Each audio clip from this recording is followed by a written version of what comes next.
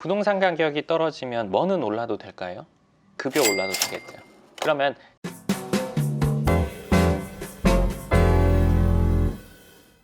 반갑습니다. 황 소장입니다. 오늘은 부동산이라는 거에 대해서 우리가 어떻게 생각해야 되는지, 그러니까 기본 개념 내지는 어떤 시각으로 바라봐야 되는지에 대해서 얘기를 좀 해드릴게요.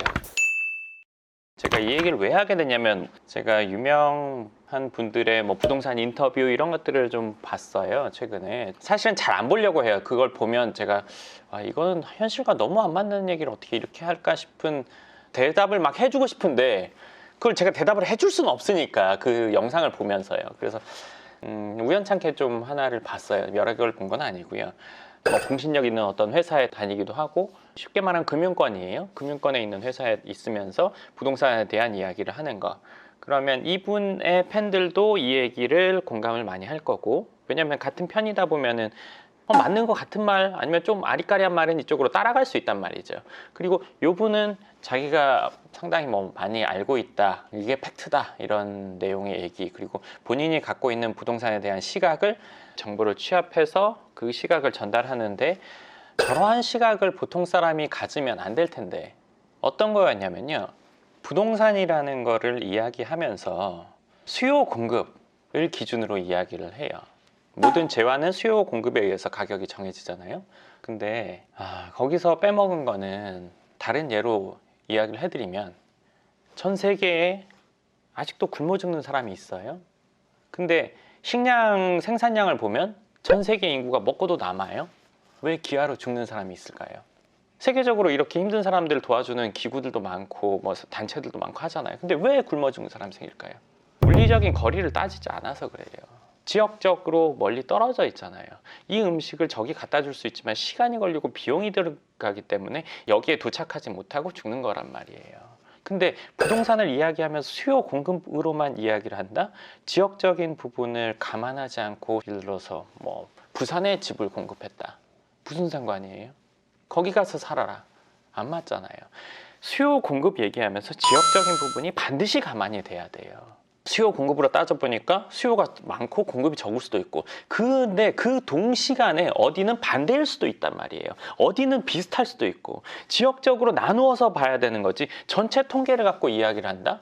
생각해 보세요. 예를 들어서 한 동, 한 구에도 수요들이 많이 몰리는 데가 있고 덜 몰리는 데가 있어요. 근데 그거를 한 구 전체를 통계로, 전국을 통계를 해가지고 n분의 1로 나눠서 이게 많다 적다 얘기하는 거는, 전 세계에 이 식량이 이만큼 많이 생기는데 왜 굶어 죽는 사람이 있어? 이해할 수 없어. 이거 잘못된 거야. 이렇게 얘기하는 것과 똑같아요. 그리고 또 하나는, 앉아서 검색한 거로 얘기한다는 거는 잘못돼도 많이 잘못됐어요. 생각해 보세요. 지금 이 영상을 보시는 분들 어떤 일을 할 거예요? 내지는 어떤 공부를 하고 있을 수도 있어요.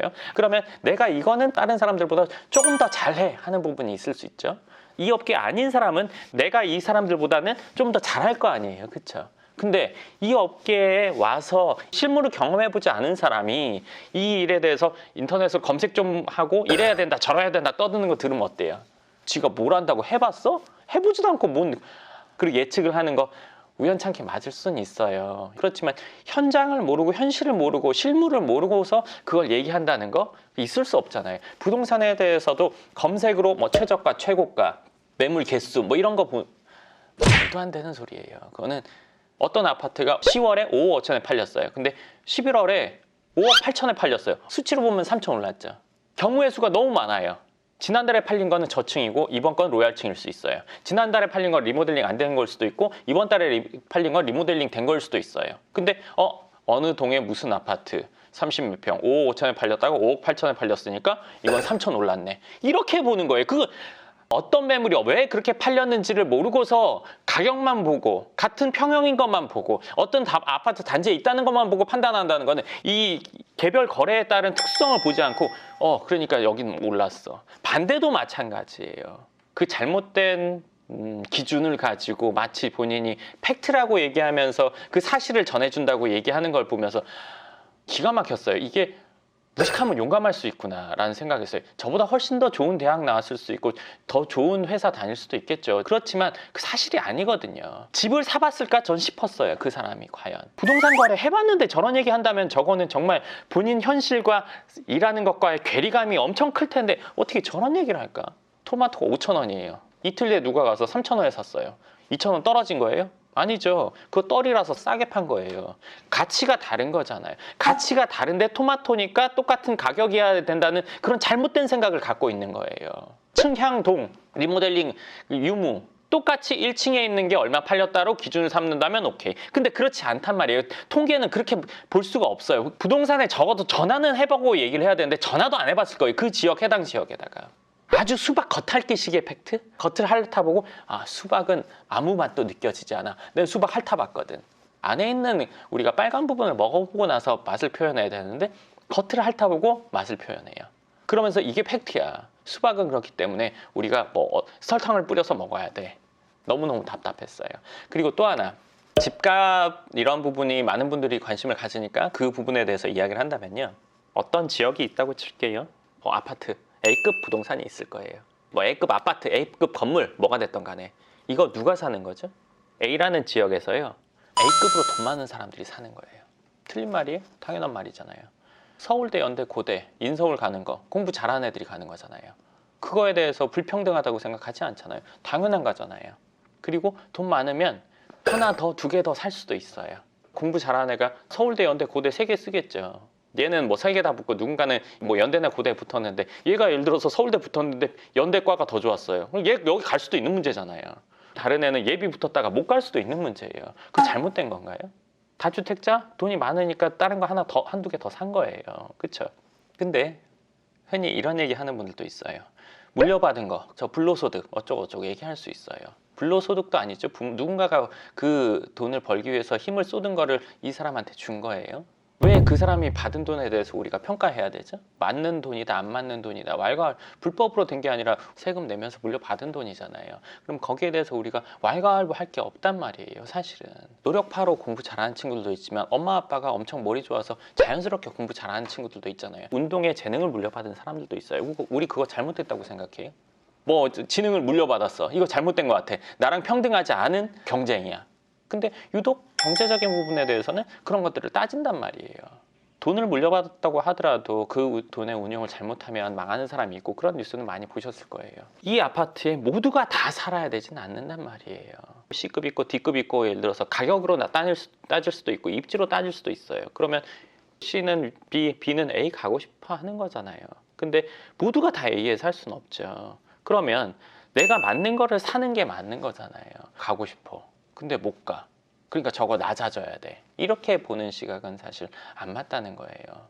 그렇게 생각을 하면 우리가 발전하기는 사실 어렵죠. 배 아픈 거는 내가 어떻게 할 수 없어요. 그러면 제가 망가져야 되는데요. 아니면 제도적으로 뭔가 바뀌어야 되는데 그건 내가 할 수 있는 부분이 아니잖아요. 학교에서 성적 있듯이 부동산에 대해서도 그런 부분이 당연히 존재해요. 경제적인 부분에서도 그런 부분 당연히 존재하죠. 근데 우리가 그 부분을 인정하지 않는다면은 뭔가 시스템이 잘못됐다고 받아들이는 것밖에 없잖아요. 그러니까 그 부분 한번 잘 생각해 보세요. A급이든 뭐 B급이든 C급이든 어떤 곳이든 내가 갖고 싶어하는 부동산이 가격이 내가 가진 돈으로 안 된다고 해서 그게 상황이 잘못된 건 아니거든요.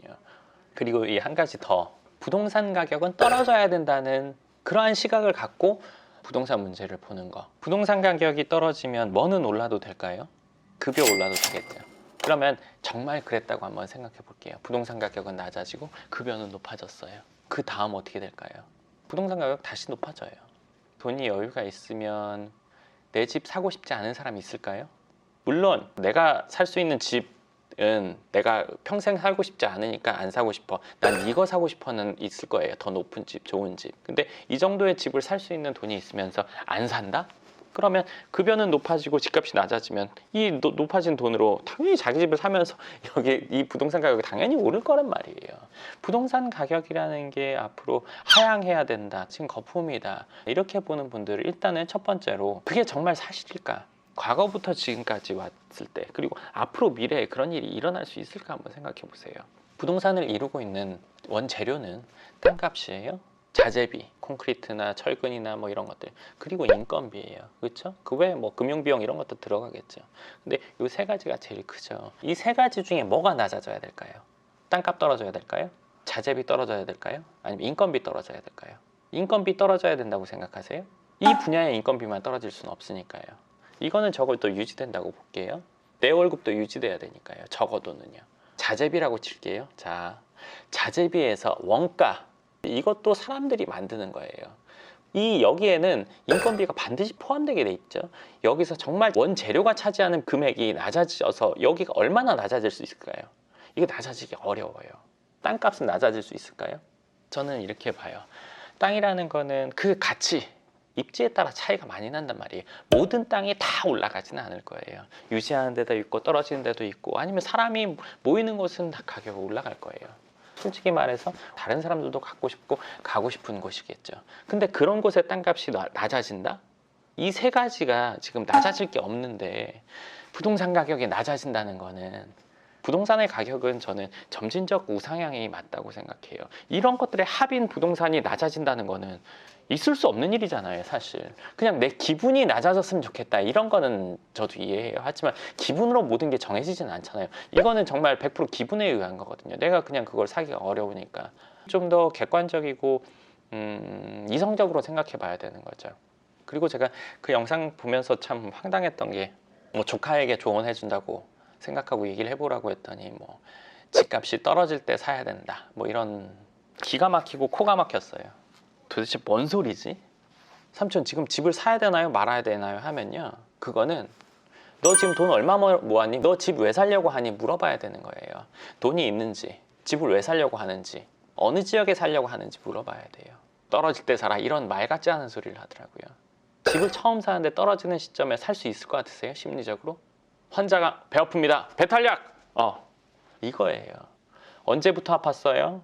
쥐는 듯이 아파요? 찌르듯이 아파요? 뭐 먹었어요? 이런 거 물어봐야 우리가 처방할 수 있는 거예요. 부동산에 대해서 그냥 무식하게 언제 사요? 떨어질 때 사. 이론 속에서 그냥 사는구나, 이런 생각. 그거는 그런 시각을 전하는 건 전 정말 너무너무 안 맞다고 생각해요. 우리 건설적으로 발전적으로 사는 게 맞잖아요. 소비지향적이거나 후퇴하거나 남들을 깎아내리고 현재 상황을 부정하는 쪽으로 가는 것보다는요, 내가 발전했을 때 현재 상황보다 나아지면 편안한 상황이 되는 거지. 상황이 나빠진다고 해서 내 상황이 좋아진다? 현재 집값이 오른 것이 훨씬 많죠. 그럼 올랐다고 해서 그 집 팔고 나서 내가 더 안 좋은 집으로 가면서 남은 자금을 활용할 수 있어야 그게 재테크가 되는데, 지금 상태에서 뭐 예를 들어서 5년 10년 살아야 된다고 치면 이 올라간 게 사실은 크게 직접적으로 영향은 없단 말이에요. 물론 집이 없는 사람보다는 훨씬 낫지만요. 집은 뭐 필수제니까 강남에 있는 아파트가 필수제는 아니잖아요. 많은 분들이 집을 살 수 있는 상황이지만 내가 살 수 있는 집을 사고 싶어 하지 않기 때문에 그래요. 다른 지역에 살 수도 있는 문제인데 그걸 갖고 싶다는 거잖아요. 우리 속마음은 그거예요. 그러면 그거에 맞는 합당한 노력을 해야 되는 거죠. 내가 욕심은 저기 있는데 현재 상황은 여기라면 욕심만 맞는 노력을 하던가, 아니면 그 욕심을 줄이던가, 둘 중에 하나 해야 되죠. 근데 상황을 바꿔야 돼, 이거는 잘못된 거죠. 제가 오늘 얘기해 드린 게 사실은 누군가는 많이 불편할 수도 있고 누군가는 기분이 나쁠 수도 있어요. 그렇지만 이게 정말 맞는 사실이거든요. 그렇기 때문에 부동산을 보는 시각을 다시 한번 생각해 보시면 좋을 것 같아요. 뭐 많은 그런 유명한 곳에서 나오는 영상을 보면서 그래 맞지 이론적으로 위안도 받으면서 맞다고 생각하셨던 분이라면 제가 오늘 해드린 얘기 한번 다시 생각해 보세요. 이런 얘기를 해드리는 사람은 거의 없죠. 왜냐하면 이게 편하거든요. 상처를 치료하기 위해서 이걸 드러내고 안에 약을 바르는 그런 과정과 저는 같다고 생각해요. 그냥 덮어두면 이거 곪을 수 있거든요. 내 생각이 다 같이 곪고 있으니까 곪는 게 정상이구나 라고 생각한다는 거는 사실은 다 같이 나빠지는 거잖아요. 아까 하던 얘기 하나 더 얘기해 드릴게요. 부동산은 이렇게 움직인다고 생각해요. 과거의 최고점보다 지금의 최저점이 더 높은 상황. 조정기는 분명히 올 수 있어요. 하지만 부동산을 보유하는 기간이 평균적으로 7, 8년 이상 돼요. 그러면 7년 전에 샀던 가격보다는 대부분이 높은 가격에 형성이 돼 있어요. 내가 갖고 있는 부동산이에요. 그러니까 지역이 괜찮다는 조건 하에. 급여가 예를 들어서 20년 전의 급여와 지금의 급여 당연히 다르잖아요. 많이 높아졌잖아요. 근데 살기는 팍팍해 뭐 이런 얘기 하실 수 있는데 그거는 물가 상승률이 있기 때문에 그런 거잖아요. 그러면 내가 그걸 뛰어넘는 노력이라는 게 반드시 있어야 되잖아요. 오늘 이 얘기 아까 말씀드린 것처럼 좀 불편할 수도 있고 어떻게 보면 너무 현실적인 얘기를 해서 좀 그럴 수도 있는데 한번 생각하실 수 있는 계기가 됐으면 좋겠고요. 궁금하신 부분 댓글 쓰시면 제가 그 부분에 대해서는 다음 영상에서 추가적으로 이야기해 드리도록 하겠습니다. 감사합니다.